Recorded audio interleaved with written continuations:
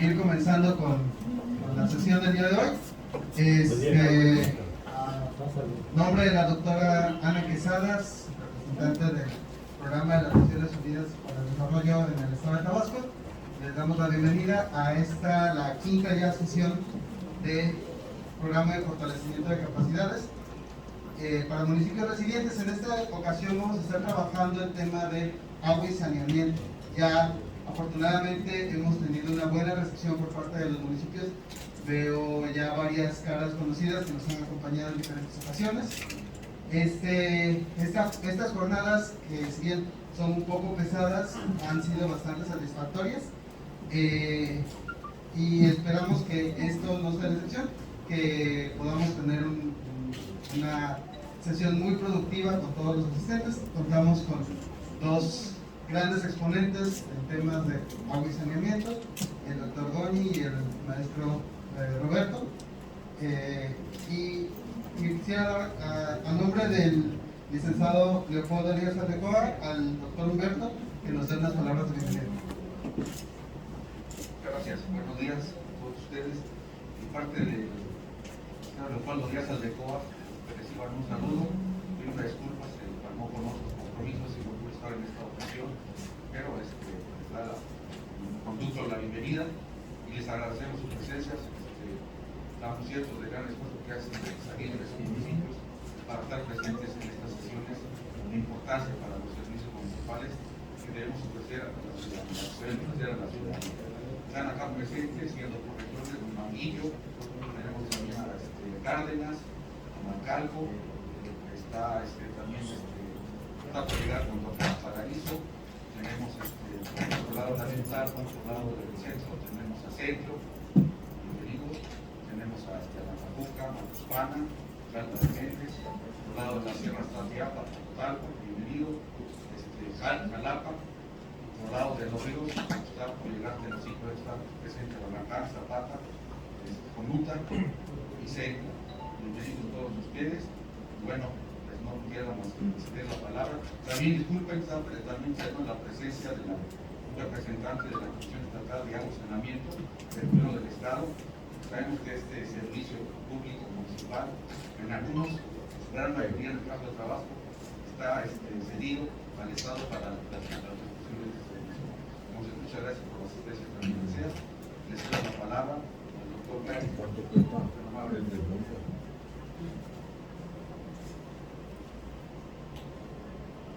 Muy buenos días a todas y todos. Agradezco la invitación al Programa de Naciones Unidas, a CONADER, por darle saludos al licenciado Leopoldo Díaz Aldecoa, a la doctora Ana Quesada. Y como lo dije en la sesión pasada, la cuarta sesión es para el gobierno del Estado muy importante y aplaudimos los esfuerzos que están generando con el Programa de Naciones Unidas para el Desarrollo en temas tan relevantes. Si se fijan ustedes, los tópicos que se están abordando tienen que ver con problemáticas muy marcadas y que de alguna manera se constituyen en común denominador en los 17 municipios. La cuarta sesión tuvo que ver con el manejo de los residuos sólidos urbanos y esta sesión tiene que ver con otro gran tema que también entraña una problemática que es el agua y la calidad de la misma, ¿no? Ayer incluso seguí la emisión de un programa, el programa de Chuicivilla a fondo. Ahí estuvo de hecho el doctor Goni, estuvieron otros actores, hubo un enlace telefónico con el gobernador y bueno, de alguna manera una de las grandes preocupaciones que se ventilaban ahí, vinculado con la viabilidad de traer empresas cerveceras al Estado. Ustedes saben que el presidente ya en una de las maneras lo puso sobre la mesa, el propio secretario de Gobernación, Augusto López Hernández, también ha estado de alguna manera enfatizando, y el centro de la discusión era sobre la viabilidad y obviamente se ponía como uno de los argumentos relevantes en la discusión no la disponibilidad del agua, porque sabemos que afortunadamente aquí abunda, sino la calidad de la misma, ¿no? Y eso qué tan viable podía hacer o no este tipo de proyectos. Entonces, sabemos que hay una preocupación global, sabemos que otras regiones del mundo, y obviamente México no es la excepción, hay problemática por estrés hídrico, y en esa medida hay que generar sinergia, articular esfuerzos para ir cuidando la cantidad y la calidad de la misma. La propia Agenda 2030 de Naciones Unidas, en su ODS número 6, justamente habla del agua y del saneamiento, y creo que seguramente el contenido de esta plática tendrá mucho que ver con el cumplimiento de ese objetivo.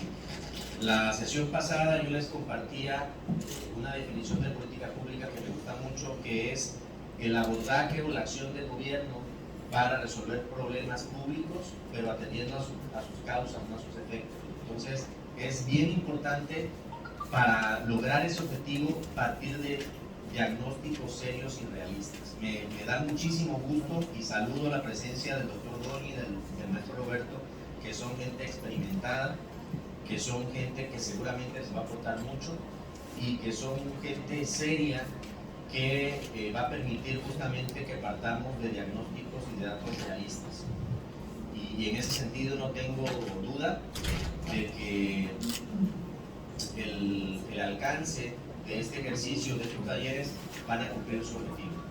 Éxitos, enhorabuena, y desde el gobierno del Estado vamos a seguir acompañando este tipo de esfuerzos. Muchas gracias. Muchas gracias. Bueno, vamos a pasar a hacer la introducción de los ponentes. Tal vez algunos de ustedes los conozcan por el área de trabajo en el que están. Tal vez algunos de ustedes sean nuevos. Entonces, comenzamos con la quinta sesión de gestión de servicios municipales en tema de agua y saneamiento. Primeramente, presentamos al doctor Jorge Alberto Goñi Arévalo.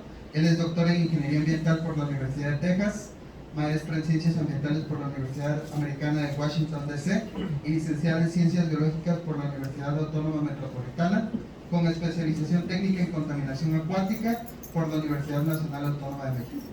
Fue jefe de Laboratorio de Calidad de Agua de Zapaet, coordinador de investigación y dirección de División Académica de las Ciencias Biológicas de Luján, director de Ecología del Gobierno del Estado de Tabasco, y actualmente es director general de Delta, Ingeniería Ambiental. En su práctica profesional ha sido responsable del diseño y construcción de más de 15 plantas de tratamiento de aguas residuales y de más de 10 rellenos sanitarios, cubriendo los estados de Tabasco, Chiapas, Oaxaca y Yucatán. Le solicito un aplauso para el doctor.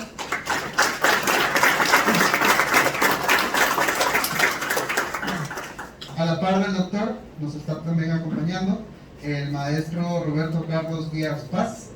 Él es maestro en Ingeniería por la Universidad Nacional Autónoma de México e ingeniero civil por la Universidad Juárez Autónoma de Tabasco.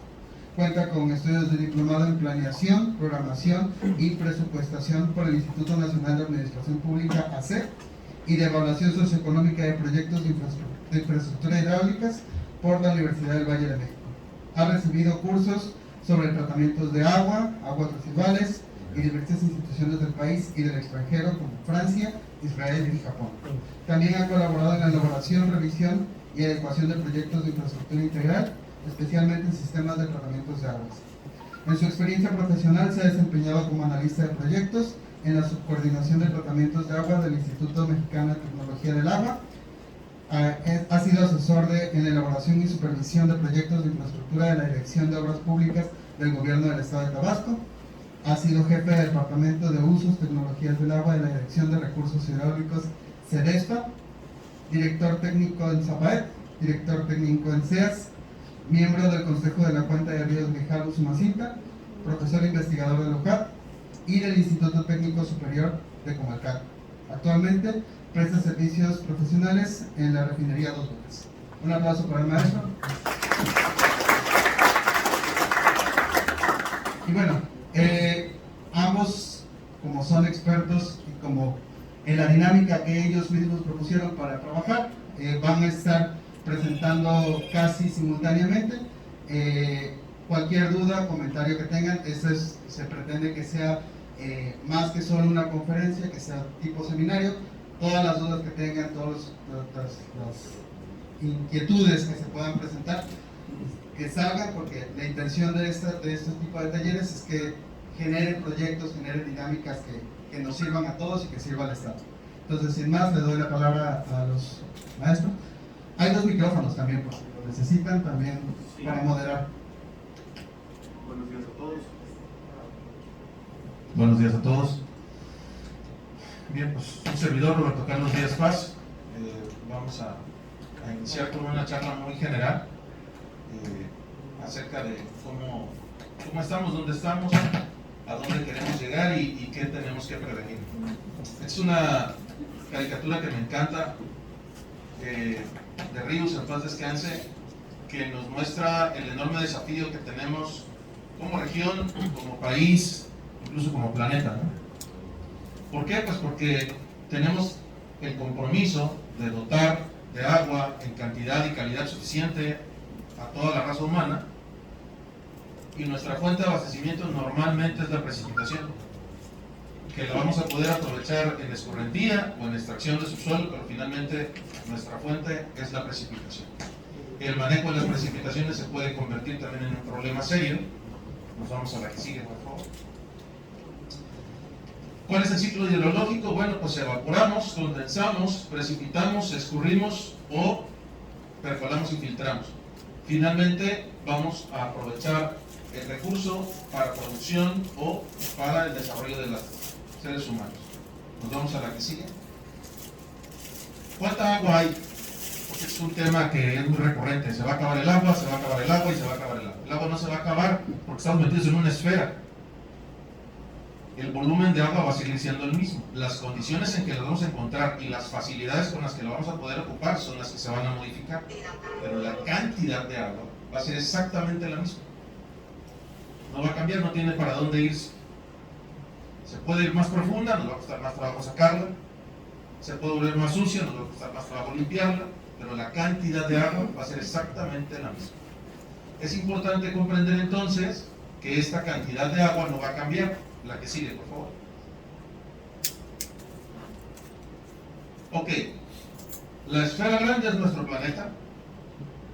La segunda esfera es el total del volumen de agua que tenemos en el mundo. La tercera esfera es la cantidad de agua dulce que hay en el mundo. Y la cuarta esfera es la disponible para toda la humanidad.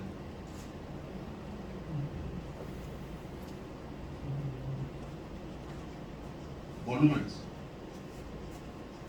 Pero somos el planeta azul. Entonces, que esto es lo que realmente nos da la dimensión. Insisto, no vamos a perder cantidad de agua. Se nos complica cada vez más la disponibilidad para el aprovechamiento. La que sigue, por favor.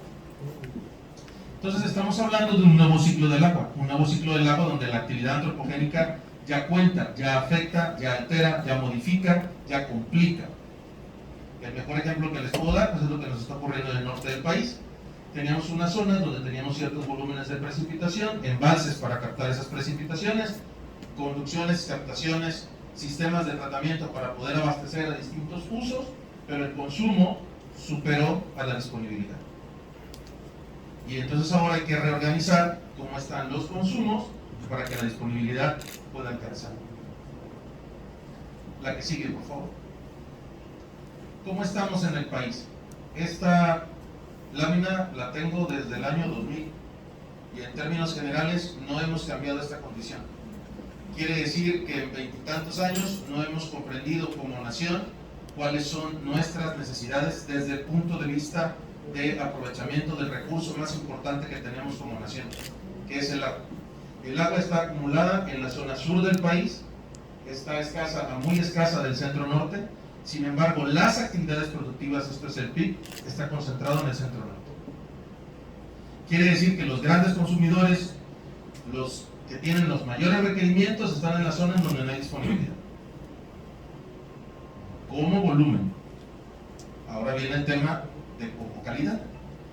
La que sigue, por favor. ¿Cuáles entonces son las problemáticas que tenemos? Pues primero, el abastecimiento de agua potable como agua de primer uso. Segundo, nuestras fuentes, los pozos profundos, los lagos o los ríos a través de plantas potabilizadoras. Después, nuestros sistemas de conducción. Finalmente, nuestras redes de distribución. ¿Dónde están los talones de Aquiles según los registros que se tienen a nivel nacional? En las últimas dos fases. ¿Por qué? Porque durante los 60s y 70s, parte de los 80s, se hicieron las más grandes inversiones para los enormes acueductos. Sistemas Cutzamala, sistemas de abastecimiento de Querétaro, sistemas de abastecimiento de Nuevo León. A Querétaro se le hizo una última inversión más o menos por allá del año 2006 al 2010 con el último acuaférico. Alrededor de 7,000 millones de pesos se invirtieron para darle viabilidad a la ciudad. Para que nos demos una idea de la cantidad de dinero que es eso, en los mismos años en todo el estado de Tabasco se invirtió la misma cantidad de dinero para todos los sistemas del estado. Ya que estamos hablando de una sola obra en una sola parte del país. Así la importancia del recurso para la zona que produce. En el caso de aguas residuales, pues ¿cuál es nuestro reto enorme? Los drenajes sanitarios a través de red de atarjeas. ¿Por qué? Porque todas las fosas sépticas las tenemos contadas como sistemas de drenaje sanitario y tratamiento. No necesariamente son de lo mejor, pero las tenemos cuantificadas. Esta red de atarjeas lógicamente tiene que llegar a un sistema de colectores, emisores, a estaciones de bombeo que tienen que ser eficientes y finalmente a las plantas de tratamiento de aguas residuales. Esta parte es la que tiene que ver con la calidad, porque después de que ocupamos el agua, normalmente la desechamos o la disponemos. Y esa disposición no la hacemos con los tratamientos adecuados y se nos olvida, como veíamos en la parte del ciclo del agua, que lo que yo le aviente al río, lo que yo le aviente al lago, va a haber alguien más que lo va a querer ocupar como agua de primer uso. Y entonces cada vez estoy rebasando la capacidad y el espacio que tengo en cada uno de los organismos y cuerpos de agua para que se puedan limpiar por sí mismos, que finalmente esa capacidad la tienen, pero rebaso esa capacidad. Yo siempre he tratado de explicar esta parte como cuando yo encuentro a alguien en la calle y tiene hambre, le regalo un taco. A lo mejor lo ayudo a pelear el hambre. Pero si los 70 que estamos en esta sala le regalamos un taco, pues ya no se va a comer los 70 tacos. Se comerá 10, tendrá que guardar 60. Si mañana le volvemos a aportar un taco cada quien, los 60 que guardó de ayer, ¿dónde los va a poner? Si pasado mañana le volvemos a dar los 60, ¿ahora dónde los va a poner? Y si llegado 15 días le seguimos aportando los 60 a cada uno, le vamos a resolver su problema de alimentación, pero le vamos a rebasar su capacidad de alimentación y le vamos a generar un problema. Exactamente eso pasa con todos los cuerpos de agua. Una vez que empezamos a hacer las descargas, tiene capacidad para recibir una determinada cantidad de descarga de contaminación, poderla procesar y depurar o autodepurar, como le llamamos nosotros. Pero va a llegar un punto en donde la cantidad que le estamos aportando de contaminantes es superior a la capacidad que tienen los cuerpos y entonces empezamos a generar una contaminación severa. ¿Cuál es el tema? Villahermosa aporta agua residual a un río que se mueve de aguas abajo y le lleva agua a las ciudades que están aguas abajo de ese río y a las comunidades que están aguas abajo de ese río. En la medida en la que estamos saturando la capacidad del río de autodepurarse, estamos complicando a las comunidades aguas abajo la necesidad de limpieza de esas aguas para poderlas ocupar. ¿Sí me estoy dando a entender? La siguiente, por favor. ¿Qué herramientas tenemos? Pues tenemos las políticas públicas, que tienen dos líneas, las legales y las técnicas. En el caso de las legales, pues lo más importante que tenemos hasta hoy es la modificación del artículo 4 constitucional, la adecuación a las leyes generales y secundarias, consecuencia de esta modificación al artículo 4, y la adecuación de los reglamentos de las leyes generales y secundarias. Esto fue un golpe tremendo, fue una petición de muchísima gente, de muchísimos técnicos, que teníamos que poner el tope o la mira hacia dónde teníamos que llegar como país. Sin embargo, las condiciones y características como nación no están del todo para poder cumplir al 100% con este mandato de la Constitución. Decíamos, políticas públicas, técnicas. ¿A través de qué? De programas de financiamiento para infraestructura, programas para incremento de cobertura para alcanzar la meta de 4, que nadie se quede sin agua, y programas de aprovechamiento de aguas pluviales como fuentes de abastecimiento. Aquí, dentro de las técnicas, en México, no tenemos ningún programa para reuso de agua residual hasta convertirla en agua para uso y consumo humano.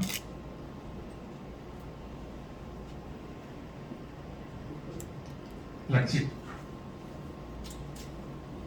¿Qué dice el cuarto? Que tenemos derecho a acceso, disposición y saneamiento de agua para consumo personal y doméstico en forma suficiente, salubre, aceptable y asequible. ¿Cuánto es suficiente? Bueno, pues este criterio ha cambiado mucho a lo largo de los años. En los 60 decían que eran 400 litros por persona al día. Hoy decimos que son 185 litros por persona al día y ya estamos llegando a analizar que con 90 litros por persona al día es suficiente. Entonces lo primero es, ¿cuánto es suficiente? 85, 400, 250, ¿cuánto es suficiente? Salubre, que no me haga absolutamente ningún tipo de daño. Aceptable, que me guste. Asequible, que pueda llegar a ella todo el tiempo. Asequible no significa que adentro de mi casa yo la tenga. Asequible significa que yo pueda tener acceso a ella todo el tiempo. ¿Por qué hago este comentario? Porque hay algunos países en Europa y en Estados Unidos, hay algunas técnicas para condensar humedad y con esa condensación de humedad producir agua. ¿Esto qué genera? Pues alrededor de poco más de 1 litro por segundo en los equipos más grandes. ¿Qué significa? Que con un equipo de estos podemos garantizarle el acceso a más de 500 personas diariamente. Eso es un dato bien importante. ¿Por qué? Porque luego nos cuesta muchísimo dinero hacer una captación en el río o en el lago, hacer su proceso de potabilización y luego conducir 100, 150 o 185 kilómetros, como va a ser el caso del nuevo acueducto de Nuevo León, para que la gente tenga acceso al agua. Cuando con un equipo en sitio puedo tener producción para ir resolviendo en células o en bloques muy pequeñitos la necesidad de abasto de las personas. La que sigue, por favor. Tenemos en Tabasco un instrumento muy importante que es la Ley de Usos del Agua del Estado. Ha sufrido 3 modificaciones. La última, básicamente nada más para decir que desaparecía el salario mínimo y entraban las sumas como unidad de medida. La antepenúltima, para la creación de la Comisión Estatal de Agua y Saneamiento. Pero cuando la ley salió, la ley hablaba de un instrumento importante desde mi particular óptica. ¿Cuál es ese instrumento importante? Los grupos organizados de usuarios. Y esto no ha cambiado en ninguna de las versiones de la Ley de Aguas del Estado. ¿Por qué es importante? Porque da la opción al que va a aprovechar el recurso de organizarse con su autoridad para poder tener el mejor préstamo de servicio posible. Y a esto no le hemos sacado el jugo que pudiéramos hacer como Estado, como municipio o como país. El acercamiento más importante lo tuvieron en el gobierno del Químico Granier, cuando crearon los comités técnicos de operación y administración de los sistemas de agua. Fue lo más cerquita de aprovechar muy bien esta opción de los grupos organizados de usuarios. Y de ahí, de sus cotas, salieron 4 sistemas muy buenos en 4 municipios. El que para mí fue el mejor fue el de Comalcalco, porque ese sistema de Comalcalco, ellos pagaban los mantenimientos de sus equipos, ellos pagaban su consumo de energía eléctrica y ellos decidían a quién le daban permiso o no de conectarse a su red, de forma tal que extendieran la vida útil de su pozo de abastecimiento y garantizaran el servicio a todos los de la comunidad. La otra cosa importante que tiene la ley es el programa estatal hidráulico. Aquí, pues yo les preguntaría Si este programa estatal hidráulico, ¿cuándo fue su última modificación? ¿Cuántos tenemos acceso a él? ¿Cuántos sabemos que es nuestra guía de qué vamos a hacer y cómo lo vamos a hacer? En el reglamento de la ley nos establecen las condiciones para que este programa funcione y nos dice quién será el responsable no solamente de elaborarlo, sino de darle el seguimiento. Esta es nuestra herramienta aquí. ¿Para qué? Para que los organismos operadores puedan tener lo mínimo necesario y para que la Comisión Estatal, en su fase de organismo operador, pueda tener lo mínimo necesario para poder trabajar. Sin embargo, cuando la ley se hizo, la ley consideraba que se iba a formar un ente que iba a coordinar a todos los organismos operadores. En esa primera publicación se le llamó a ese ente Instituto del Agua. En la segunda versión se elimina ese instituto y todas las facultades que este tenía se le otorgan a la Comisión Estatal de Agua y Saneamiento, convirtiéndola no solamente en juez y parte, sino en la única entidad capaz de verificar el trabajo de todos los organismos operadores en el Estado. Esto es, verificarse a sí misma en 13 municipios. ¿Me pones la que sigue? ¿Cuál es nuestro desafío más grande desde mi particular óptica? No es tanto el tema de abastecimiento, porque ya andamos alrededor de una cobertura del 93-94% en todo el Estado. Es el tema de saneamiento, porque ahí debemos andar alrededor del 44 del 45% en números reales, tomando en consideración redes de alcantarillado hasta llegar a la planta de tratamiento. ¿Cuál es el tema que traemos con esto? Nosotros tenemos el mal hábito de mezclar nuestras aguas de lluvia con nuestras aguas residuales domésticas. Eso genera un problema muy serio. No porque los directivos de los organismos operadores sean malas personas, no porque los ingenieros que trabajan para esos organismos no sepan lo que están haciendo, porque dependemos de la voluntad de un señor que es muy complicado que lo puedas estar vigilando 24/7, y al que le pones un equipo de 30 litros por segundo para ir a la planta de tratamiento y un equipo de 500 litros por segundo para ponerlo a trabajar cuando te llueve. Y entonces ese señor llega a las 8 de la mañana con el tanque full, prende la bomba de 500 litros, vacía el sistema, deja que se vuelva a llenar porque el colector está lleno, toda la noche no desfogaron, vuelve a prender la bomba de 500 litros, lo vuelve a vaciar, deja que se vuelva a llenar, vuelve a prender su bomba de 500 y empieza a caerle un chorrito de agua. En ese momento sabe que puede tomar su bicicleta, su coche, su camioneta, o subirse a su hamaca y acostarse a dormir, y nos vemos durante las siguientes 6 o 8 horas. Si ustedes tienen una planta de tratamiento que está diseñada para trabajar con 30 litros por segundo y le avientan 500 litros, ¿qué suponen que pasará? Insisto, no es un tema ni de los ingenieros, Ni de los directivos, ni de los secretarios, ni de los secretarios. Es un tema de cultura. Y es un tema de cultura que nos ha traído desafíos enormes. ¿Por qué se los platico? Porque se han hecho esfuerzos muy grandes para poder llevar o tratar de separar las aguas residuales de las aguas pluviales. Y al final del día, cuando llegamos a estaciones muy grandes, normalmente las tenemos combinadas. Y se nos presenta este pequeño tema. En lo particular, como anécdota, en un ayuntamiento donde se hizo el esfuerzo de poner equipos, pues para poder mover el flujo que la planta necesitaba, lo que hicieron los operadores de la planta fue sacarle los cables a las bombas chicas para decir que no servían, se los habían entrado a robar y solamente funcionaban las bombas grandes para no cambiar su manera de operar. ¿Qué se hizo? Se reequiparon los equipos, se colocaron los cables y nos fuimos 3 días a operar la estación de bombeo. Durante esos 3 días no hubo ningún problema. El comentario del operador es que éramos tantos que los ladrones no se atrevían a llegar. Pero en cuanto nos fuéramos, seguramente les iban a caer y les iban a volver a robar los cables. Irónicamente se robaban los cables de las bombas más chicas, no de las más grandes. Entonces, es un tema de cultura. Lo segundo que tenemos es que, como nuestros ríos son grandes, asumimos que les podemos poner lo que queramos. Pero como les platicaba yo en el primer ejemplo, si todos los días les estamos aportando, si todos los días los estamos desafiando por encima de sus límites, lo que vamos a obtener es lo que hemos logrado. Cuando la Ley de Aguas Nacionales se publicó la Ley Federal de Derechos. Y en esa Ley Federal de Derechos se estableció que la mayoría de los cuerpos de agua del Estado eran tipo A.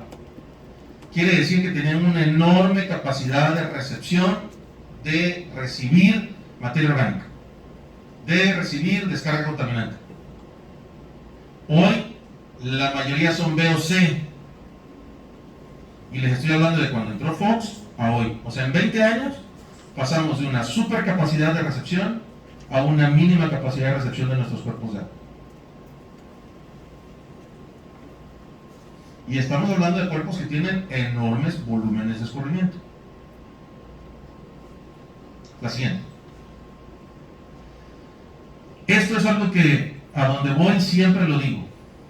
Y desafortunadamente nosotros aquí, como tenemos tanto volumen, no le queremos poner atención al tema. El agua residual es un recurso, es algo que nadie quiere, es un recurso que es gratuito. Yo no conozco a nadie que vaya al baño y diga, esto lo voy a guardar porque qué belleza, qué hermoso, qué divino. Esto no se va a ninguna parte, yo me lo quedo para siempre. No. Lo que desechas, lo eliminas, vámonos. Por lo tanto, es un insumo que es gratuito. Hace muchos años, en uno de los foros mundiales de agua, pasando ya prácticamente al final del recorrido, si quieren me quedo ya sin micro, porque ustedes están. Al final del recorrido había un stand de los coreanos. Ellos tenían un problema en un puerto comercial donde tenían una fuente de abastecimiento finita.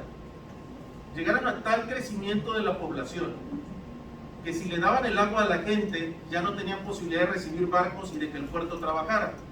Si el puerto no trabajaba, la gente se quedaba sin dinero, sin empleo, sin ingresos y la ciudad desaparecía. Pero si decidían darle el agua al puerto, entonces la gente se iba a quedar sin servicios y de todos modos iban a ir. ¿Qué decidieron hacer? Entrar al ciclo completo. Toda el agua residual tratada con la tecnología adecuada se convirtió en agua potable. Toda, el 100%. ¿Cómo me enteré? Porque cuando íbamos caminando por el pasillo, bonito, había una placa, una lona en azul, y te decían, ¿quieres agua? Tómala. Y había unas botellitas chiquititas. Tú ya venías de caminar alrededor de 2 kilómetros en el gran salón donde era el Foro Mundial, venías muerto de sed, tomabas tu botella, la destapabas y te la bebías. Cuando retornabas al último pasillo para salir, había una lona en negro con letras rojas que decía de dónde viene el agua que te acabas de tomar. Entonces, allá está el stand de Corea, de este lado está el stand de Corea. ¿Qué me hicieron estos desgraciados? Y entrar a preguntar, oye, ¿eso qué? Ah, ven para acá. Y te ponían un video donde te mostraban cómo llegaba el agua residual a la planta, el tipo de proceso que tenían, toda la tecnología que aplicaban y cómo obtenían el agua para beber. Había gente que salía corriendo al baño que estaba enfrente a vomitar porque su cerebro no les daba para entender que se acababan de tomar agua residual doméstica tratada. Ellos habían visto una botella sin color, sin olor y sin sabor, extraordinario. Esto que hizo le dio viabilidad a esa ciudad. ¿Por qué? Porque tengo mi fuente, tengo mi aprovechamiento en la población, tengo mi proceso de tratamiento y tengo mi aprovechamiento en la parte de desarrollo económico y crecimiento de la comunidad. Incluso el agua que los barcos llevaban se pasaba a la planta depuradora para poderla seguir convirtiendo en agua. ¿Sí me estoy explicando? Pero eso es bien difícil de asimilar. La que sigue, por favor. ¿Qué posibilidades tenemos de reusar nuestras aguas? Pues en la propia ciudad, para lavado de calles, para riego de plantas, para riego de jardines, para riego de campos de golf, campos de fútbol. En la industria, Pemex y Comisión Federal de Electricidad son enormes consumidores de agua. Si pudiéramos abastecerlos de agua a un nivel competitivo, pudiéramos convertirlos en clientes de los organismos operadores y de los propios ayuntamientos, encontrando una fuente de ingresos importante para poder tener procesos de tratamiento de alto nivel, con alguien que te lo va a comprar y te lo va a pagar a un precio justo, para que no tengas que estarle buscando recursos para sostener el sistema. El agrícola, que es el más común en México, el recreativo, la recarga de acuíferos, que ya está en el centro del país, acuacultura y el más importante para mí, que es el potable. Tenemos que entender que le estamos dando vuelta al agua. Hay quien dice, no, ¿cómo va a ser posible que a esa agua puerca yo le voy a meter la mano? Bueno, pues los que están en Teapa, los que están en Jalapa, pues nos aportan a los que estamos en Villahermosa.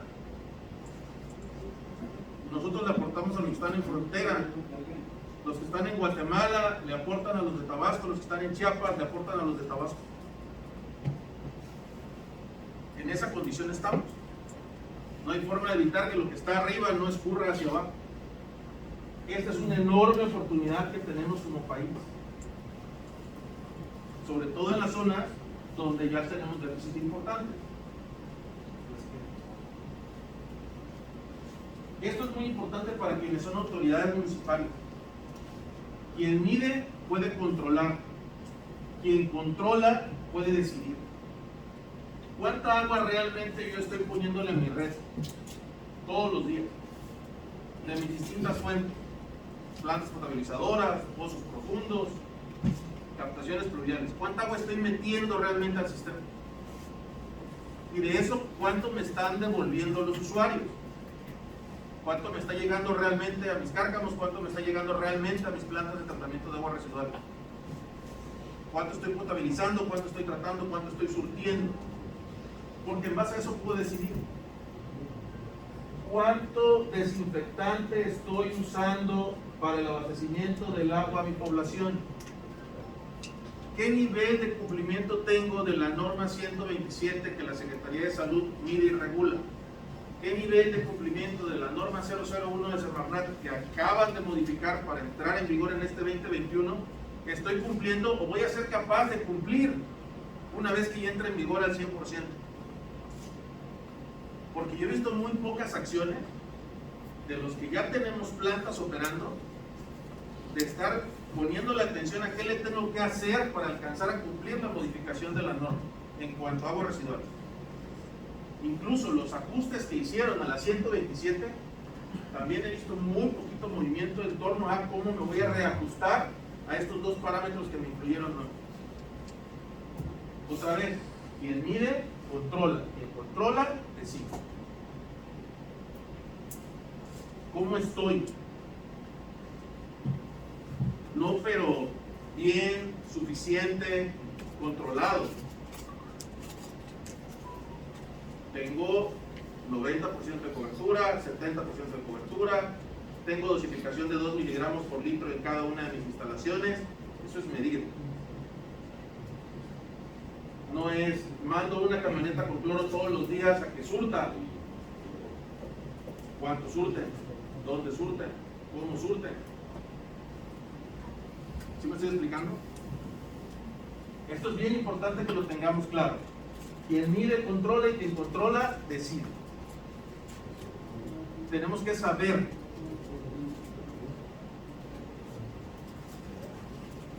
Esta lámina es de mis favoritas.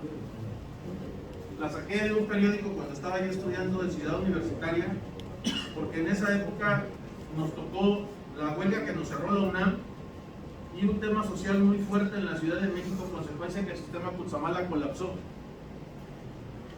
Y entonces, la solución que encontró la jefatura de gobierno en ese momento de la Ciudad de México era mandar pipas a las colonias. Y se organizaban grupos de las distintas colonias para robarse las pipas y llevárselas a sus colonias. Y entonces, como se robaban las pipas con agua, lo que hicieron fue mandar convoys de policías para cuidar las pipas y que no se las robaran. Un monero sacó esta, lógicamente exagerando la cantidad de policías, porque así estaba la Ciudad de México. Hoy casualmente así está Monterrey.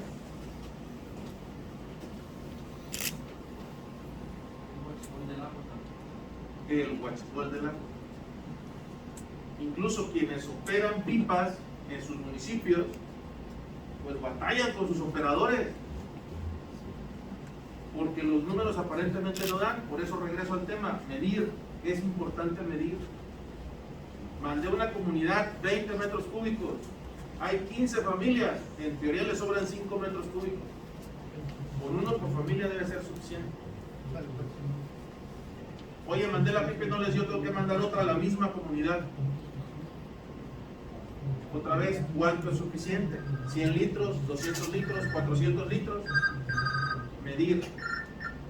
No sé si hay preguntas. No me expliqué nada. O me di a entender todo. No, sí hay preguntas. Y hay bueno. El tema es dos unas grandes. En los sistemas operativos que hemos realizado, hemos sentido la tradición de captación. Tipo fuente. Ahorita yo quisiera ver si podemos cambiar el tipo de captación para lograr una calidad de agua mejor y sobre todo evitar un poco la calificación. Hay un ingeniero mexicano que sí lo conocemos por la comunidad que hizo de las presas subterráneas. Y viene siendo un principio de Fulton, que así lo conocemos nosotros, pero él tuvo la oportunidad de patentar. Yo sí estoy a favor de él, de aprovechar el agua subterránea, porque el agua superficial en los cauces está totalmente contaminada. Entonces, si agarramos el agua subterránea, ¿qué podemos hacer? Y me gustó el sistema porque es muy parecido como el que lleva a los pozos, a los buzones, a los pozos profundos, también a los pero digo, es una de las captaciones. Y la otra preocupación que tengo es que todos, cuando hacemos una obra, le damos mucha importancia al costo-beneficio. Hacemos una obra de beneficio y decimos, esta obra costó 100 pesos y beneficia a 100. Le ponemos mucho énfasis en el costo-beneficio y no hemos tomado en cuenta a lo que cuesta la operación. Mi pregunta va a esto. Por tradición hemos usado bombeo, asistencia y sistema de la red. Me he considerado que hay exceso de consumo de energía. Cuando antiguamente se utilizaba bombeo a un tanque de regularización y en el tanque de regularización repartir el agua a la red. Yo veo más económico ese sistema que de bombeo a la red. No sé lo que Son tres cosas. La primera, efectivamente, tenemos que atrevernos a ser diferentes. En eso sí coincido. Las condiciones de sólidos de la mayoría de nuestros ríos se han ido incrementando. Consecuencia de la deforestación en zonas altas, las descargas excesivas de aguas residuales. Finalmente nuestras cantidades de sólidos se han incrementado y eso complica mucho el proceso de potabilización. Una alternativa muy buena para no estar batallando tanto con ese exceso de sólidos son este sistema de presas de tierra. Otra opción es la presedimentación, pero tiene la enorme desventaja de requerir enormes superficies de terreno y eso pues complica mucho el tema. En Israel lo que usan son unos filtros en línea con distintas mallas plásticas. La desventaja es el enorme costo de energía porque tienen que bombear esa batería, digamos, de prefiltración o de remoción de sólidos en exceso, hacer que esos filtros trabajen con carga o con energía y posteriormente entrar a sus procesos de potabilización. Pero entonces tienen dos bombeos, ¿no? Uno a la batería de prefiltros y otro al sistema de recepción del agua prefiltrada que va hacia el proceso. Eso lo hace caro. Para un país como Israel, en donde la gente paga alrededor de $7 por metro cúbico, pues no pasa nada, ¿no?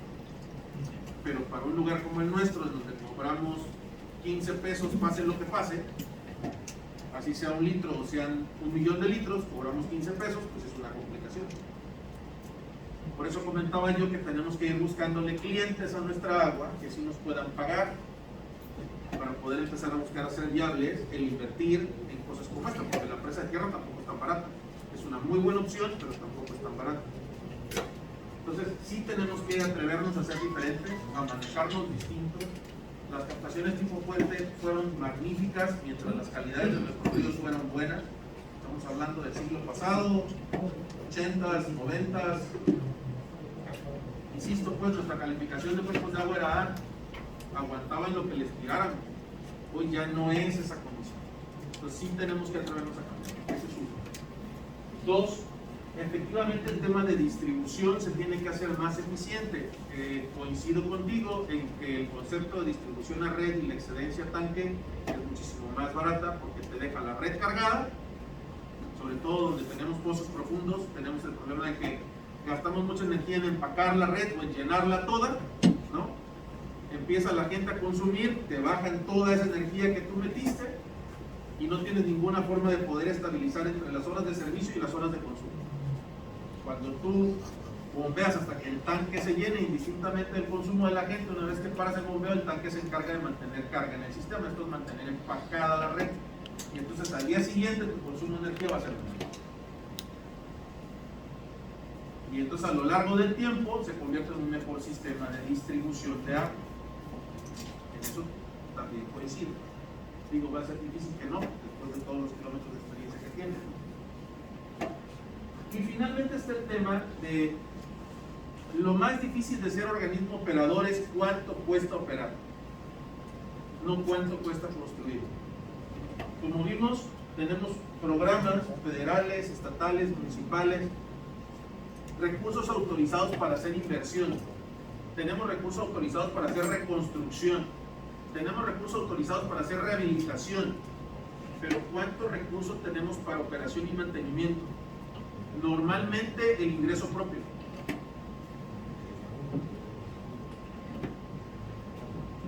Y entonces cuando ustedes miran cuánto dinero mueve un organismo operador solamente en nómina, se dan cuenta del tamaño del reto y que los 15 pesos pues definitivamente no son la solución. Un organismo operador de aquí del estado hace algunos años llegó a recaudar cerca de 105 millones de pesos en un año. 105 millones de pesos en un año.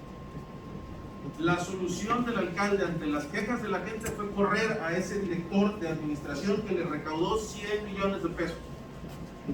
¿Por qué? Porque ese canijo mandaba a la gente a hacer ruido con pico y pala, decía. Llegaban a tu casa, tenías una deuda de 10 mil pesos y entonces llegaba la brigada y empezaba pack, track, pack, track, pack, track. ¿Qué sucede? Usted debe 10 mil pesos. ¿Y qué? Pues la ley dice que yo le tengo que dejar una gota de agua diaria. Le voy a cortar su manguera y le voy a dejar un tubito del tamaño de un popote para que tenga su gota de agua diaria. No, espérate. ¿Qué podemos hacer? Córrale a pagar. Y a mí me dicen, yo me puedo parar hoy, pero mañana vengo y le corto.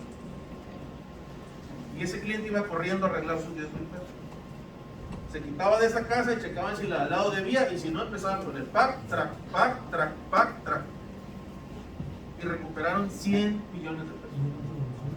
Que con el programa peso a peso de ingresos propios se le convirtió a ese municipio en 200 millones de pesos. Pero la gente se quejó tanto del pack track que la solución del alcalde fue correr ese servidor público. Para los que operan dicen, oye, no, pues ese cuánto hay que hacer un monumento. Sí, porque todos los días tienen que ver de dónde sacan los 10 pesos o los 1,000 pesos para la gasolina, o de dónde sacan los 6,000 o 7,000 pesos para la reparación del equipo. Pero para el que no opera, el tema del contento de la gente es importante. El segundo ejemplo que les puedo dar, hubo un alcalde en Centro que se atrevió a subir la tarifa de 50 centavos por metro cúbico a 97 centavos por metro cúbico, que es la vigente hoy. Y lo linchamos entre todos, porque se atrevió a subir casi un 100% la tarifa de agua. Cuando limpiar las aguas de Villahermosa, en el caso de la planta Carrizal, que es la que mejor condición de calidad de agua tiene, cuesta 2 pesos. La de aquí enfrente cuesta casi 14 pesos. Y cobran 92 centavos. ¿Cómo medio se nivela el SAS? Cobrando el saneamiento. Ahí es donde se desquita. Porque no hay regulación en el precio de la tarifa de saneamiento. Y entonces ya te dan un recibo de 150 o 200 pesos bimestrales. Pero si revisas el recibo de tu agua son 30 pesos, 60 pesos. ¿Cuánto pagamos por un garrafón de 20 litros? 40 pesos por 20 litros. Ah, pero aquí tengo el argumento de que el garrafón me lo puedo beber. Bueno, pues entonces te reto a que te bañes con garrafón, laves tu ropa con garrafón, bebas con garrafón, cocines con garrafón, te hagas todo con garrafón. para que puedas tener tus mismos 1000 metros cúbicos diarios, pues multipliquemos 40 por 100 al día.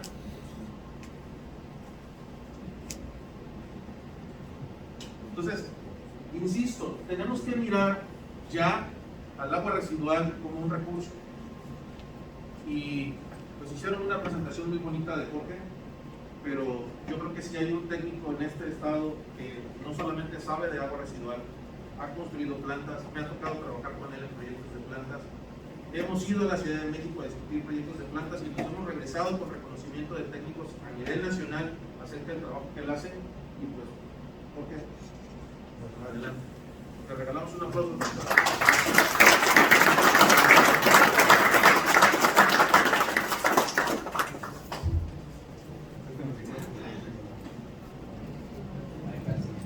No tengo la vocación de cantante del amigo que tiene una voz bastante potente. Vamos a arreglar la presentación. Yo quisiera comenzar con una parte de potabilización antes de entrar a la fase de agua residual, porque son aspectos que vamos siempre experimentando con problemas conjuntos, muchas veces vinculados uno al otro. Lo que decía el maestro Roberto hace un momento sobre la capacidad, la capacidad de recepción de nuestros cuerpos de aguas superficiales, que ha sido rebasada, pues sí ha sido rebasada, pero desde hace muchísimo. Y no tiene que ver tanto con los aspectos de color o de turbidez. El concepto de autopurificación en ríos se generó desde 1915 más o menos. Fue Pels y Lorenz los expertos que encontraron las ecuaciones de degradación donde tú podías descargar un agua no tratada o semitratada en una parte del río y después de ciertos kilómetros, por tasa de reoxigenación, por temperatura y por profundidad, ibas a lograr una autopurificación, de tal forma que tu carga microbiológica y de materia orgánica disuelta no llegase a rebasar los estándares del siguiente usuario. Pero eso ya fue rebasado. ¿Por qué? En primer lugar, porque nuestra demografía mundial, nuestra demografía regional y nacional, no ha parado. Para que tengamos idea, en el año de 1750, el tamaño de la humanidad andaba sobre 1.200 millones de personas en el mundo. Después pasa un fenómeno en esos años y se comienza a disparar el crecimiento. Se disminuye la tasa de mortalidad infantil. ¿Cuál fue ese fenómeno? 1770, 1780. ¿Qué creen que pasó en esa época que disparó el crecimiento mundial?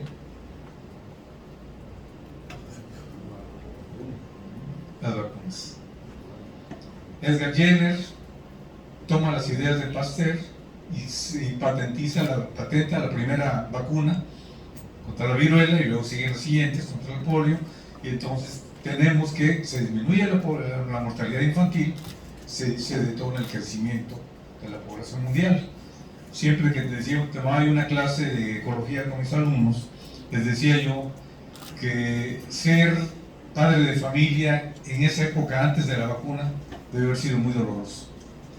Tenías que tener 10 hijos y resignarte a perder 5, 6, 7 de ellos y aprender a vivir con esas pérdidas.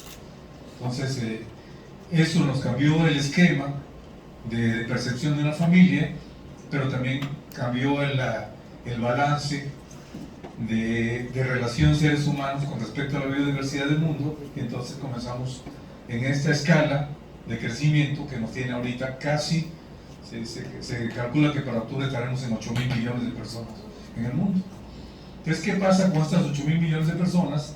Que todos seguimos utilizando aguas, transformándolas en aguas residuales y viendo cómo inexorablemente no se cumplen los estándares de tratamiento en muchísimas partes del mundo. Uno a veces piensa que Estados Unidos, Canadá, están cumpliendo con todos los estándares que ellos establecieron de calidad, y no. Uno checa los reportes y ves que tienen rebases continuos de sus estándares de descarga. Yo tengo dos experiencias, una que me tocó ir como estudiante de doctorado, donde nos llevaron a trabajar a la planta de Williamport, se llama, ahí en Austin, porque esa planta estaba descargando arriba de los estándares que exigía la EPA. A diferencia de México, donde, lo decía bien Roberto Galos, quien mide manda, allá no. Allá cada municipio está supeditado a una auditoría de plantas que puede ocurrir en cualquier momento. ¿Y quién te audita? La Agencia de Protección Ambiental, que es de carácter federal.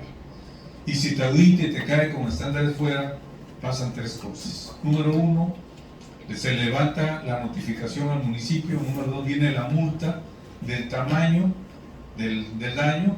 Y número tres, el operador es despedido y pierde su licencia por 2 años. Para operar una planta de tratamiento tanto de agua potable como de aguas residuales, en estos países tienes que tener licencia de operador. Y la licencia de operador solo lo obtienes mediante los cursos teórico-prácticos y la acreditación del examen nacional. No te lo aplican localmente. Es un examen nacional que tienes que pasar. Si lo logras pasar, eres operador y tienes un empleo respetable. Pero también lo puedes perder por negligencia. Imagínense si a nuestros operadores de Cárcamo los tuvieran bajo ese esquema, pues el 90% de ellos estarían en su casa sin trabajar. ¿Sí? Entonces, de ahí vamos viendo las deficiencias que tenemos en esquema de organización. Regresando al aspecto de la contaminación, ¿qué pasa con nuestros ríos? Nuestro principal problema que vemos en Tabasco, pues orienta a la turbidez. De hecho, tengo una pequeña presentación que tiene que ver con los 5 puntos básicos, si lo pusiéramos en los 5 puntos básicos. Que nuestro principal enemigo, lo vemos, es la turbidez. Y esta turbidez tiene que ver precisamente con el aspecto del mal manejo de cuencas. ¿Qué ha pasado con nuestra región y muchas partes del país? Que se nos olvida que los ríos son producto de la acumulación, como lo presentó inicialmente Roberto, en el ciclo del agua. Todo llega a las montañas y las montañas van creando a través de los dendrogramas la acumulación en corrientes de cuarto, tercero, segundo, hasta que llega al nivel número 1, que es un río formal. Si nosotros seguimos deforestando las cuencas, pues seguimos perdiendo control de los suelos, y en zonas de amplio nivel de arcillas, como son las nuestras, pues vamos a tener cada vez picos de mayor turbidez y lógicamente asolvamiento de nuestros ríos.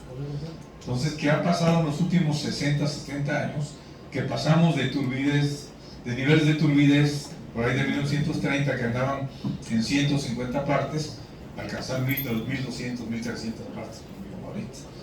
Entonces, vamos a ver cualquier río, es increíble el nivel de asolvamiento. El Grijalba, cuando un servidor regresó a Tabasco y quiso hacer un monitoreo para comenzar por aspectos de evaluación de autopurificación, el Grijalba frente a la zona de Villahermosa y un poco aguas más abajo tenía 8 metros de profundidad. Si vamos ahorita, ¿cuánto tiene? 350, 4 metros cuando mucho. Hemos tenido 4 metros de asolvamiento. Multiplíquenlo por los kilómetros y tenemos miles de metros cúbicos de material asolvado, que si, como dijo un político, los mandáramos a desasolvar, el siguiente problema es dónde los colocas, porque entonces generas otro impacto. ¿Y a qué costo? Entonces, ¿cuál es la solución? No se está dragando, es de veras meterse a controlar las cuencas, y no lo queremos hacer.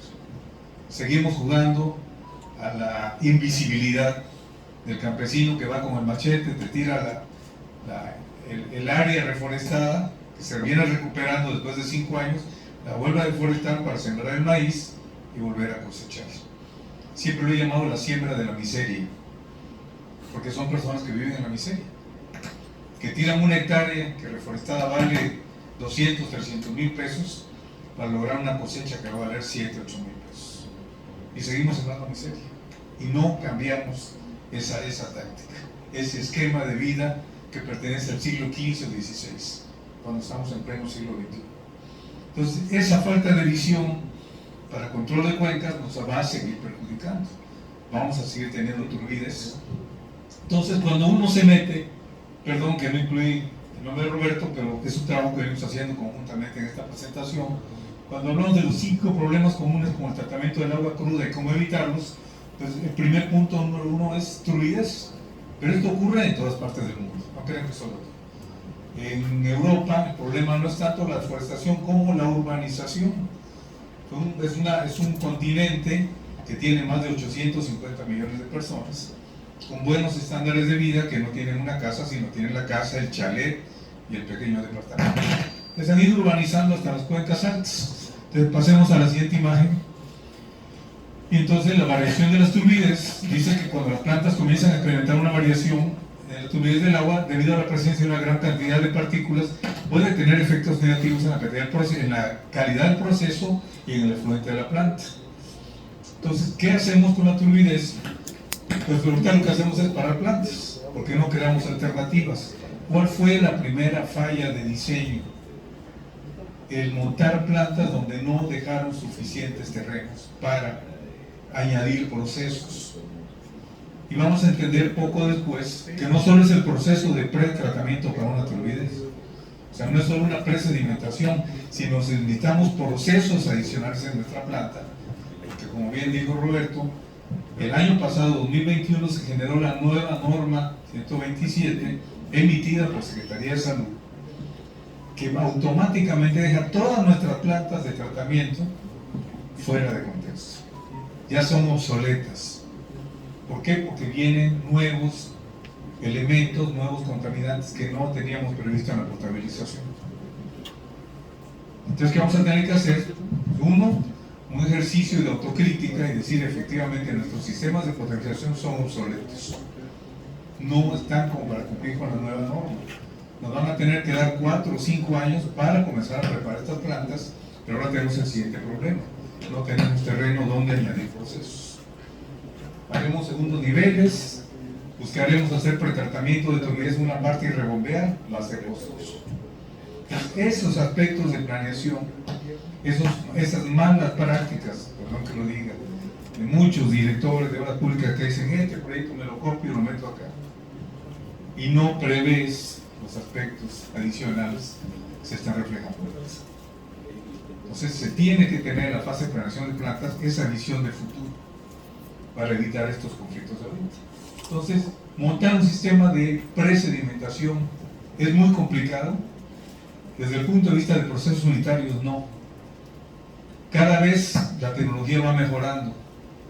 Ese es el factor a favor. Antes requería yo cuencas de presedimentación que me ocupaban casi 1 hectárea para lograr meter agua en mi sedimentador primario, a donde ya meto la fase de coagulantes y fulgurantes.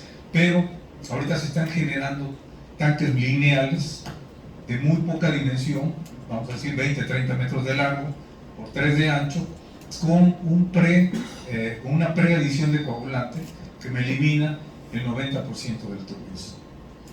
Y la elimino y la aprovecho, que es otra parte que no estamos haciendo. Nuestras plantas de agua potable son contaminadoras. ¿Por qué? Porque estamos generando lodos cargados en sulfato de aluminio y polímeros que se están yendo de regreso al río por algún drenaje. ¿Hemos pensado en aprovecharlo? No. Roberto tocó un tema interesante. Las aguas tratadas son un recurso que deberíamos de reutilizar. Bueno, los lodos tratados son otro recurso que deberíamos de aprender a utilizar y que no lo estamos haciendo. Entonces, ¿qué pasa? Que nuestros organismos reguladores se dedican a administrar, mas no ejercitan la fase de desarrollo tecnológico que tiene que ir actualizando los sistemas. No tenemos grupos técnicos que estén soportando la evolución y el análisis hacia adelante bajo una visión regional o estatal de nuestros sistemas de tratamiento. Y eso nos hace caer en la obsolescencia. Y alguien puede presumir, mi planta está muy bonita, mira, bien pintadita y todo, pero ¿dónde veo la calidad de tu planta? En el efluente que está sacando. ¿Qué calidad de agua está sacando? ¿Pueden nuestras gentes tomar agua confiadamente en Tabasco de una planta potabilizadora? No. Para el uso general y con sus comillas. ¿Qué problema vamos a tener hacia adelante que ya se nos viene encima? Bueno, primero que nada es la carga microbiológica. Entonces, vamos a la siguiente parte. Aquí, si quieren, luego discutimos alternativas, pero ahorita vamos a ir viendo los puntos en particular. Vamos a la siguiente. Variaciones de caudales es otro problema que vamos a tener de forma recurrente. Ya nos ha pasado que el río Grijalva se nos baja el nivel, que la presa puede soltar muchísima agua al río Carrizal, pero en periodos de retención se nos baja también el nivel. Ahí andamos moviendo las captaciones para poder manejar el sistema y adicionando el problema de los asolvamientos en la captación que nos generan también problemas. Entonces, para esto también hay que ir pensando hacia adelante. Se habla de cambio climático, pero el cambio climático se refleja con aspectos de péndulo. Puedes tener años de mucha lluvia y años de extrema sequía. Tabasco no se va a salvar de eso. Tenemos que prever cómo vamos a resolver estas variaciones de calor para nuestras plantas de agua potable. Tercer punto, cambiar la química de alimentación. Siempre que hablamos de plantas de tratamiento, pues ya sentimos que tenemos dominado el esquema. Metemos sulfato de aluminio, metemos el polímero CadFlow o metemos el Calgon, etc. Y ya tenemos definido la coagulación. ¿Es correcto? No. ¿Por qué? Porque también las aguas sufren variaciones estacionales en calidad. Entonces el agua que tú pudiste coagular entre enero y febrero, no la vas a coagular igual entre abril y mayo. Va variando. Ya sabes que a partir de junio, julio, agosto el agua te va a venir con mucho color. Y no es un problema de floculación. Es un problema de química del agua que no estamos atendiendo. ¿Cuál es la principal falla en operación? Que no estamos de alguna forma calibrando los procesos de adición de químicos. Siendo honestos, ¿corren pruebas de jarras continuamente para su floculación? No. Ni siquiera tienen los equipos muchas de las plantas. Entonces, ¿qué están haciendo? Añadir al dedo gordo. Le mido con tanto y métele. ¿A qué nos lleva eso? A ineficiencia. ¿Por qué a la ineficiencia? Porque pasan dos cosas. Una, o subdosificas y entonces tu planta manda filtros demasiada carga de partículas porque no lograste una floculación eficiente, o número dos, sobredosificas y vuelve a pasar lo mismo, mandas exceso de partículas a tu filtro porque estás flotando los flóculos que tienen baja densidad por sobredosificación con muy alto costo económico. ¿Qué va a pasar ahora con tu sistema de filtración? Lo vas a saturar, vas a comenzar a retrolavar y a perder arenas, y ahora estás perdiendo tus filtros. Y entonces ahí vamos añadiendo a la secuencia de fallas un problema de operación de la planta de tratamiento. ¿Por qué? Porque no llevamos el proceso de medición efectiva de procesos de coagulación y floculación. La química del agua no la manejamos, y eso es un problema de capacitación. ¿Qué otro problema tenemos? ¿Medimos pH en aguas? ¿Cuántas plantas no están metiendo agua de pozo profundo junto con aguas superficiales? Las aguas de pozo profundo tienen un serio defecto. Sí, hay quienes dicen, bueno, el agua de pozo tiene una enorme ventaja, no tiene turbidez, probablemente no me traiga carga microbiana, pero en la naturaleza o en nuestro sistema del mundo no hay comida gratis. Todo lo que aparentemente es benéfico tiene un costo. ¿Cuál es el costo de trabajar con aguas de pozo profundo? ¿No creen? Se vale adivinar, se vale equivocarse. Los metales de entrada. ¿Qué pasa con los metales? Están disueltos. Tenemos una fase reducida anaerobia en nuestro sistema freático. Y eso en un agua que esté mientras más tiempo pase en contacto con un sistema anaerobio, pues va a tomar los carbonatos del sistema y nos va a generar gas carbónico. Va a acidificar nuestra agua. Entonces el pH de nuestra agua va a ser más bajo que el agua superficial.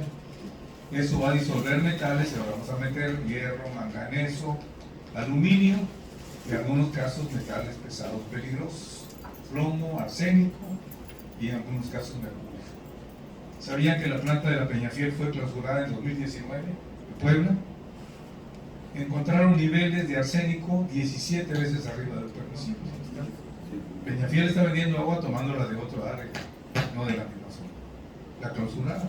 Se perdió la eficiencia de una empresa por no haber medido con tiempo el problema que estaba metiendo. Y todos sabemos que arsénico hay de sobra en la zona de la laguna. Y de suerte, el aspecto que tocábamos ayer de la cervecería, lo quise mencionar, pero hemos tenido suerte de que han cuidado nuestras cerveceras en meter sistemas de tratamiento con membrana para no meter los metales que están depositados en el acuífero de la Aurora, que es donde está alimentando su motor, como en el caso de Durán. Entonces, toda esa tecnología va a tener que ser prevista hacia adelante. Porque quien piense que tomar agua de pozo en botellas está probablemente metiendo los problemas hacia adelante. Pueden haber metales y no lo estamos detectando. Entonces, ¿qué otra gran falla tenemos como Estado, como región? No tenemos laboratorios acreditados de control de calidad del agua. Estamos trabajando en un poco como la época del medioevo, ¿no? Con alquimia, no con tecnología. Entonces, esa parte la tenemos que considerar. Vayamos a la siguiente situación. Desconocer las actualizaciones o cambios de los requisitos de calidad. Hay que checar la nueva norma. 127 emitida, viene muy fuerte. ¿Por qué? Porque incluye toda la relación de metales. Al ratito vamos a hacer una revisión de las implicaciones de cada tipo de metal. Y trae también nuevos tipos de contaminantes que no habían sido considerados antes. Entonces, estos nuevos contaminantes se van a tener que medir. Los operadores de planta van a tener que aprender a checar, aunque sea con indicadores de color, para saber qué agua van a meter, porque va a haber una responsabilidad. Todo lo que es Europa, Norteamérica, quitando a México, aunque ya afortunadamente esta legislación emitida el año pasado, por gente preparada y con la visión de futuro, pues ya incluyó los parámetros que son un peligro. ¿Por qué? Porque podemos meter tóxicos sin saber. Y todo eso, como es estacional, hay que estar checando. No es nada más, no es como hace 30, 40 años que decías, no, el agua trae color, trae turbidez, pero no teníamos el grado de desarrollo industrial, ni el grado de nivel de vida que tenemos ahorita, que conforme se eleva, incrementa la carga de contaminantes que estamos generando hacia nuestros sistemas acuáticos, que lo desconocemos. ¿Cuál creen que es el contaminante más imperceptible que tenemos ahorita en nuestro cuerpo? Que lo usamos ocasionalmente por alguna razón todos.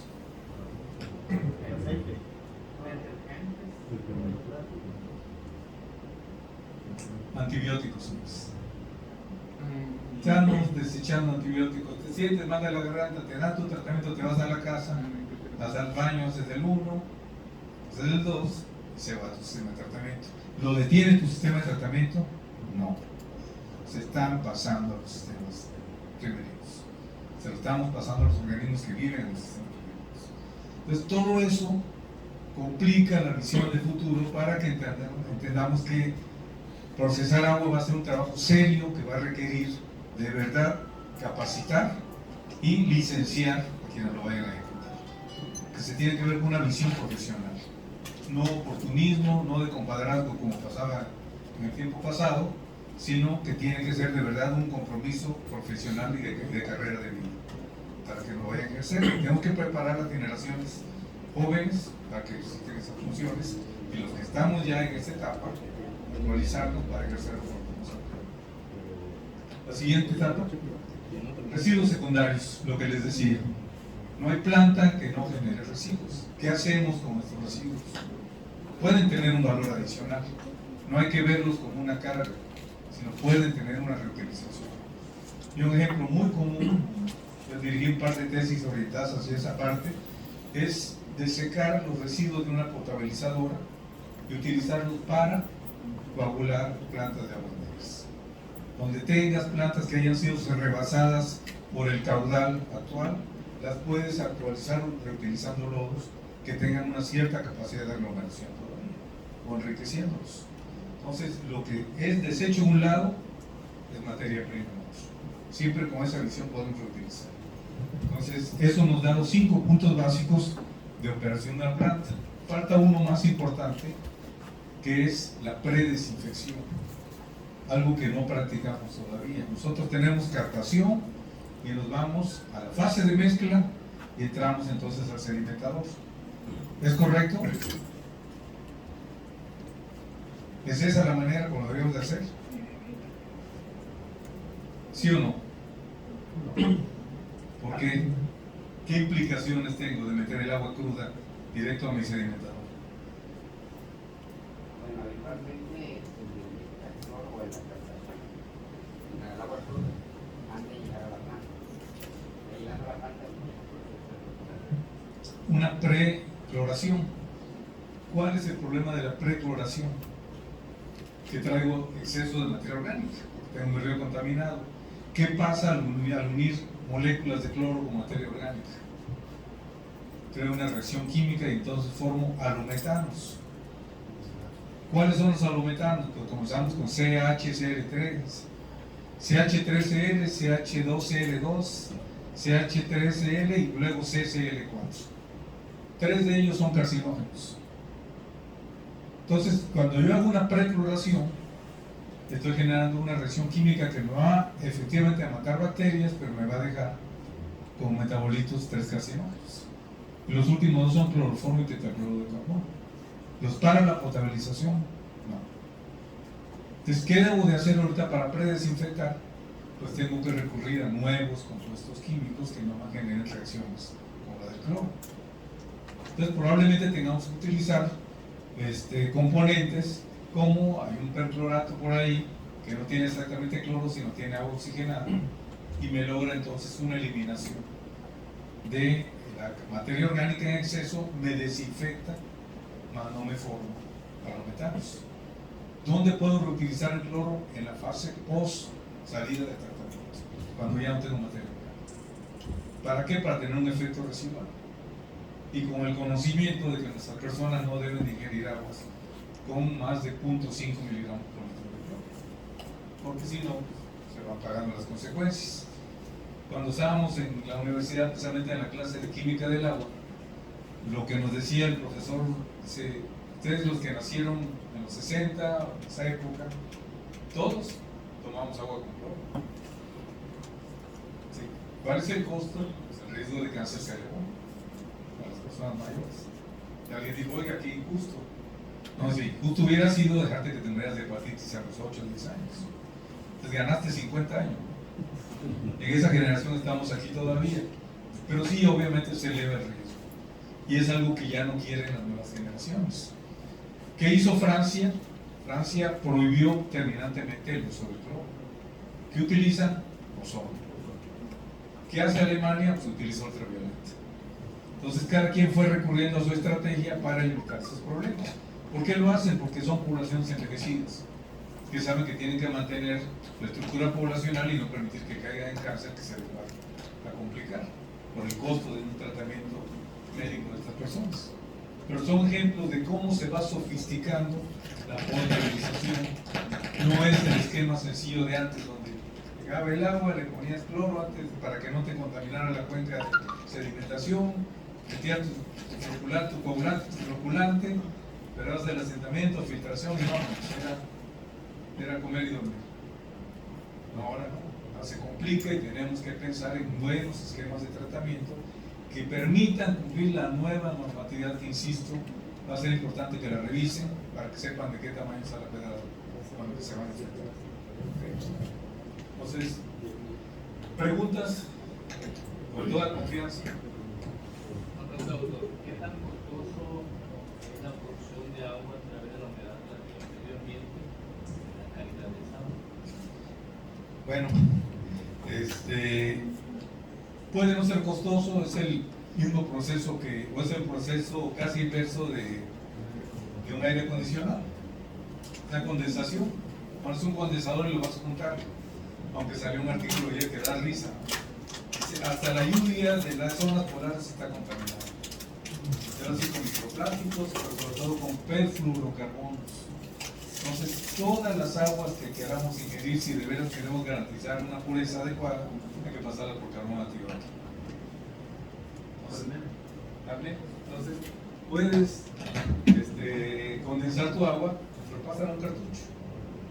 Y checa la durabilidad de tu cartucho. Recuerden que tiene una vida útil.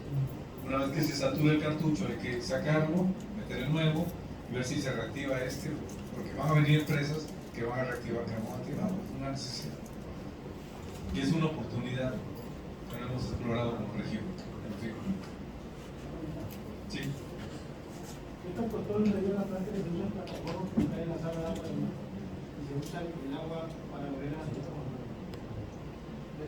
la desalinización ya es un proceso. ¿Qué tan costoso Es costoso. $1.5 a $2 por una persona? se basan en membranas de recambio catiónico. Entonces, es la única forma de lograr un nivel aceptable. Bajar de 35 gramos por litro de agua de mar a menos de 2 gramos de agua de mar para que sea digerible. Sí, pero tiene que estar recambiando membranas. Recuerden que no hay tecnología que no tenga costos. Compras el equipo, pero ahora es como las computadoras, no tienen que estar comprando todo el software, servicios de mantenimiento, reactivación de membranas. En Sonora están haciendo, en Baja California están haciendo, en Sinaloa están haciendo desaladoras de 100, 150 litros por segundo, más o menos. Entonces el costo del proceso que se va alrededor de $2. Estamos hablando de un proceso de lavado que contamos todavía con cierta cantidad de agua que podemos. Pero hay ejemplos de tienes una enorme disponibilidad, pero con contaminantes distintos. Entonces tenemos que atacarlos todos. Por ejemplo, de normas que nos afecten de forma distinta. Nosotros en paraíso ni tenemos. A ese Sergio González me admitieron el brazo de esa mano y tenemos un documental enorme. Que de ahí se está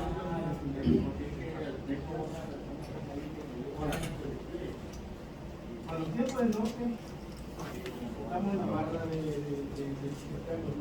Se mete la cuña. por eso,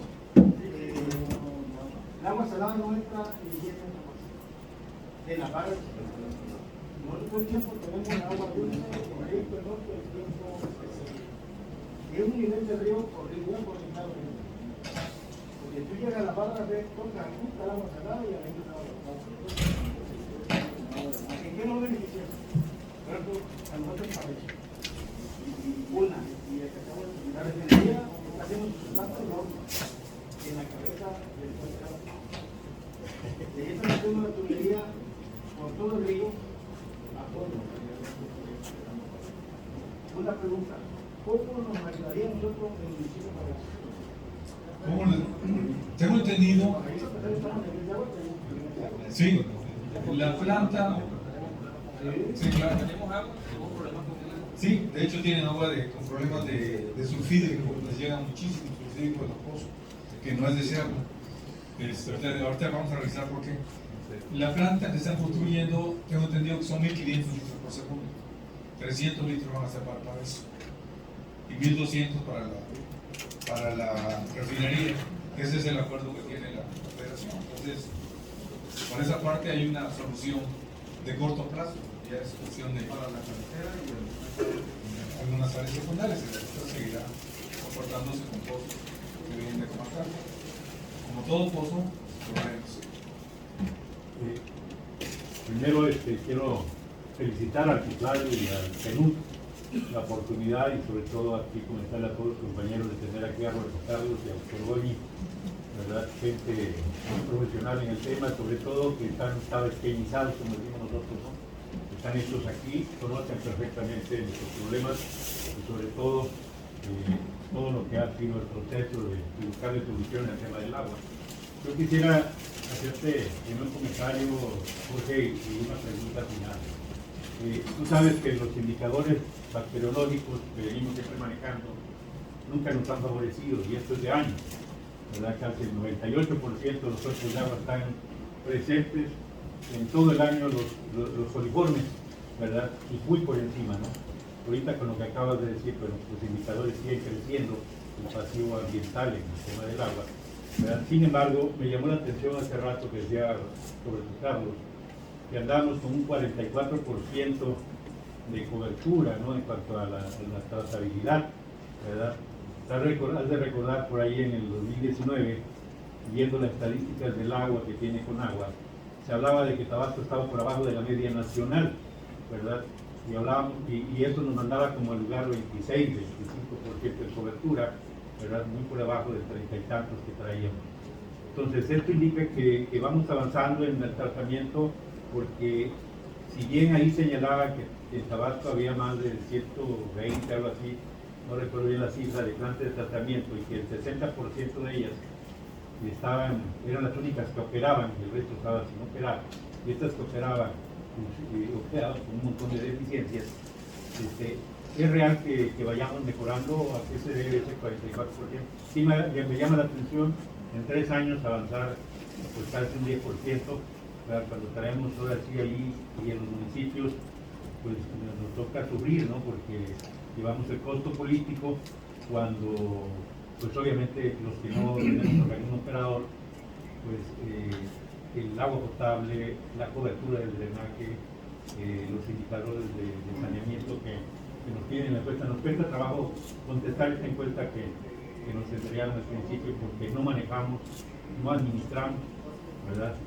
Lo que decía Roberto Carlos, pues, nos cuesta trabajo estar con una información real de lo que está sucediendo, ¿verdad? Sin embargo, Salud, hace unos días me comentaba y me decía, Alfredo, déjate de preocupar por los coliformes. Está presente el tema de hidrocolerae y leishmaniasis.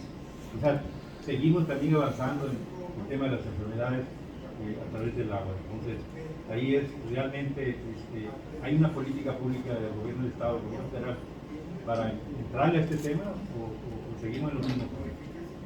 La CONAGUA sacó un dictamen o una evaluación, se me hizo muy honesta, para ser una institución federal, y se lo voy a compartir, se lo voy a dejar con el coordinador para que se les pase. La hizo en una región, pero es aplicable a todo el país. Y lo primero que dice CONAGUA es, nosotros manejamos cobertura por número de unidades, no por eficiencia de operación. Entonces, ¿cuál es la realidad? Pues es lo mismo que en Tabasco. Tenemos muchas plantas, pero la gran mayoría fuera de operación o con serias deficiencias de operación. Y todo eso se debe a un problema en común, que también lo reconoce CONAGUA. No fuimos capaces de hacer un consenso con visión de futuro sobre cuáles son las tecnologías más apropiadas para nuestro medio. Ya que llamamos tecnologías más apropiadas, pues en primer lugar, a que tienes que tener un proceso que te funcione, que cumpla con la función para la que está siendo diseñado, que es eliminar contaminantes. Número segundo, que no sea costoso en construcción, en mantenimiento y en operación. Esa es la mejor tecnología. Entonces, ¿qué pasa cuando viene una empresa? Que pasaba muy frecuentemente, llegaba con los directivos y oye, mira, yo traigo el último grito de la moda en plantas y esta planta te va a limpiar el agua y te va a sacar agua destilada. La compraba. Porque además el tomador de decisiones no tenía el perfil. Y sigue siendo muy usual, ¿no? Que no tenga el perfil técnico para tomar decisiones. Es que ocurre que se rompe una regla de la ingeniería ambiental que dice que las plantas se diseñan para el tipo de agua. No vas a adecuar el agua para el tipo de plantas que tenemos. Entonces, desde ahí viene una falla. Y no hemos sido capaces de sentarnos y definir cuáles son las mejores tecnologías disponibles para nuestro medio. La que se puedan operar con facilidad, se puedan mantener con facilidad y que cumplan con los estándares de tratamiento. Esos 3 criterios. No lo hemos hecho. Y seguimos construyendo el chile de montaña. ¿Nos sirve una planta de lodos activados para una cabecera municipal? No. ¿Por qué no sirve? Porque el primer problema es que tenemos drenajes combinados. Y lo que decía Roberto, hace el operador, se acumula y de repente te avienta 500 litros por segundo. Tu sistema o tu fase primaria de captación y luego de aireación van a cumplir con la función. No vas a cumplir con tiempos de residencia. No sirve. ¿Qué tienes que tener en estas zonas? Sistemas extensivos de búsqueda. ¿Por qué? Porque tenemos aguas combinadas con grandes volúmenes en cortos periodos. Segundo error que tenemos en materia de saneamiento. ¿Cómo se diseñaron nuestras ciudades? Zonas planas, sin planeación para autorregulación de aguas pluviales. Y entonces la solución es metemos cárcamos y bombeamos a nuestros ríos. ¿Qué le estamos mandando? Aguas grises con alta carga orgánica, altas cargas de coliformes y giardia lambia y todas las demás cargas parasitarias que puedas imaginar. siempre los tenemos sometidos 180 días del año que llueve en Tabasco, en la región, sometidos a cargas orgánicas que no deberían estar recibiendo. Si tú vas con un presidente municipal y dices, oye, porque créanme que hay soluciones, tengo la solución. No, espérate, no me preocupa ahorita del parque y la pavimentación de la calle. No es prioridad el agua para nuestras gentes de tomadores de decisión. Lo más importante es vender la fotografía de modernización para seguir ganando votos. Siempre hemos dicho que somos una sociedad que vive de proceso electoral en proceso electoral. Somos electores, mas no solucionadores, comisión de largo plazo. Esa es parte de estamos pagando las consecuencias. Pues la gente dice, oye, es que la planta me manda pura agua de tamarindo. Sí, padre, pero estás pagando las consecuencias de que no se invierta en tu proceso de potabilización adecuada. No deberíamos de restringir los recursos a la hora de potabilizar o a la hora de tratar. Tampoco caer en el dispendio, pero sí ser eficientes con mantener nuestros sistemas. Y la respuesta es, estamos en la obsolescencia. Y no solo por la nueva norma, sino porque hemos dejado caer mucho de los sistemas. Construimos muchísimas plantas con concreto y la exposición a aguas negras no te genera cuarteaduras en el agua. Explotan las varillas, ¿por qué? Porque el gas sulfídrico va penetrando y te va alterando todo esto. Entonces no las estamos recuperando. Se pueden reactivar, se pueden subsanar, pero casi nadie quiere invertir en lo que se llama el upgrading, el mejoramiento y la modernización de las plantas. No tenemos programas de modernización. Entonces, eso se tiene que discutir y se tiene que plantear como una prioridad de gobierno. ¿Por qué una prioridad? No es porque lo digamos como sector, es porque le afecta al sector salud. Entonces lo que gastamos en enfermedades de personas que tienen conflictos de gastrointestinales es costosísimo para el país. Una epidemia de hepatitis te invalida a muchas personas y les invalida de por vida. Ya no van a poder donar sangre, ya van a poder ser sujetos a un cáncer de hígado en su fase adulta. Esos problemas no deberían de pasar. Se dice que la hepatitis y el cólera son males de países pobres y marginados, y lamentablemente lo seguimos teniendo en nuestra región. Entonces eso habla de que no estamos cumpliendo con los estándares. Pero la verdad, la respuesta. ¿Sí? ¿Alguna otra pregunta para 10 minutos?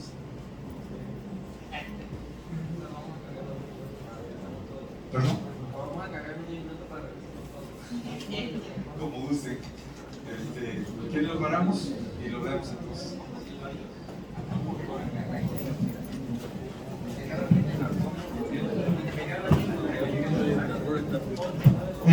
Vamos a tomar una pausa de 10 minutos. A casi todos los municipios ya les entregó una encuesta en términos de agua y saneamiento. Si a los municipios que no les he entregado podrían acercarse acá para anotar.